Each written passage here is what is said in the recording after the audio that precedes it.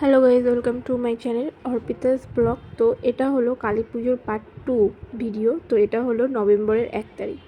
তো দেখতেই পাচ্ছ, সেজে গুজে রেডি হয়ে বেরিয়ে গেছি প্যান্ডেল দেখবো বলে। আমার বাপের বাড়ি হচ্ছে হেলেঞ্চাতে, আর তোমরা ম্যাক্সিমাম সবাই জানো হেলেঞ্চাতে বেশ বড় করেই কালী পুজো হয়। তো এটা হলো আমাদের ক্লাব হেলেঞ্চা স্পোর্টিং ক্লাব বের আর কি প্যান্ডেল। আর এটা হলো একটা কাকার ছবি। কাকা আজকে আমাদের মধ্যে নেই। তো সেই কাকার নাম বললাম না, কীভাবে মারা গেছে সেটাও বললাম না।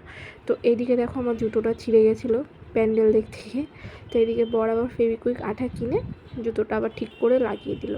আর কী বলো তো, জুতোটা ছিঁড়ে যাওয়ার কারণও ছিল জুতোটা খুব টাইট ছিল আমার পায়ে, তাও পরেছিলাম জামাটার সাথে যাচ্ছিলো বলে। তাই এখানে এই যে প্যান্ডেল দেখছি। এবার দেখো, অনেক পুরনো ভিডিও তো বুঝতেই পারছো, সেই নভেম্বরের 1 তারিখের ভিডিও, 2024 সালের ভিডিও। এবার এই প্যান্ডেলটা খুব সম্ভবত বৈচিডাঙ্গার দিকে না কোথায় যেন হয়েছিল, আর এটা 3 নম্বরে হয়েছিল। আমার এই লাইটিংটা খুব ভালো লেগেছিলো, খুবই ভালো লেগেছিলো লাইটিং, আর ছবিগুলোও খুব ভালো এসেছিলো। এখানে কটা ছবি তুলেছিলাম। তো আমরা সেদিনকে বেরিয়েছিলাম, আমি, আমার বর গেছিলো, তার সাথে পূর্ণি ছিল, আমার এই বান্ধবী হয় পূর্ণি, আরও ওর হচ্ছে দিদির মেয়ে ছিল। এই কয়জনই আমরা আর কি বেশ ভালোই ঘুরেছিলাম, এই কয়জন প্যান্ডেল দেখেছিলাম। তো এই প্যান্ডেলটা হয়েছিল 3 নম্বরের মাঠে। এই প্যান্ডেলটাও খুব সুন্দর হয়েছিল। এখানে অনেকগুলো ছবি ছিল, ছবি আর কি আমরা তুলেছি, পোস্ট করেছি। তো আমার একটা ফেসবুক পেজ আছে, অর্পিতা একে সানাম। তো তোমরা চাইলে ওখান থেকে ঘুরে আসতে পারো, ওখানে আমার ছবিগুলো পোস্ট করা আছে, তো তোমরা দেখতে পারো। আর এটা হলো গার্লস স্কুলের প্যান্ডেল খুব সম্ভবত, আমি যেই স্কুল না, এটা হলো 3 নম্বরের প্যান্ডেল, ভুলে গেছি, অনেক দিন আগেকার ভিডিও। তো এটাও 3 নম্বরের প্যান্ডেল, ওখানে 2টো মাঠ আছে, ওখানে 2 জায়গায় পুজো হয়। তো এটাও 3 নম্বরের প্যান্ডেল। তো ছোটোখাটোর মধ্যে বেশ ভালোই করেছিল, ঠাকুরটাও খুব সুন্দর ছিল।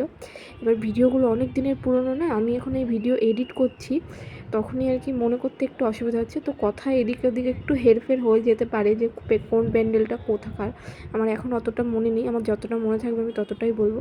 আর এটা হলো টেঙ্কিপাড়ার রাস্তার প্যান্ডেল। তো এটা লাইটিংটাও খুব ভালো করেছিল। এখানে আর কি আইসক্রিমের থিম দিয়ে না, ওই ফেরিওয়ালা এরা যেসব হয় না আগেকার যুগে, তো এখন তো ফেরিওয়ালা দেখাই যায় না, আমাদের সময় ছিল ফেরিওয়ালা, এইসবের আর কি ওইসবেরই একটা থিম করেছিল, বেশ ভালো লাগছিল দেখতে। বাচ্চাদের জন্য তো খুবই ভালো ছিল। এখানে দেখো আইসক্রিম, অনেক কিছু, ফেরিওয়ালারা আগেকার যুগের ফেরিওয়ালারা ঘুরে বেড়াতো। এইগুলো হচ্ছে হাওয়াই মিঠাই, আমরা তো হাওয়াই মিঠাই বলি, আবার অনেকে বুড়ুর চুল বলে। তো তোমরা কি বলো একটু কমেন্ট করে জানিও।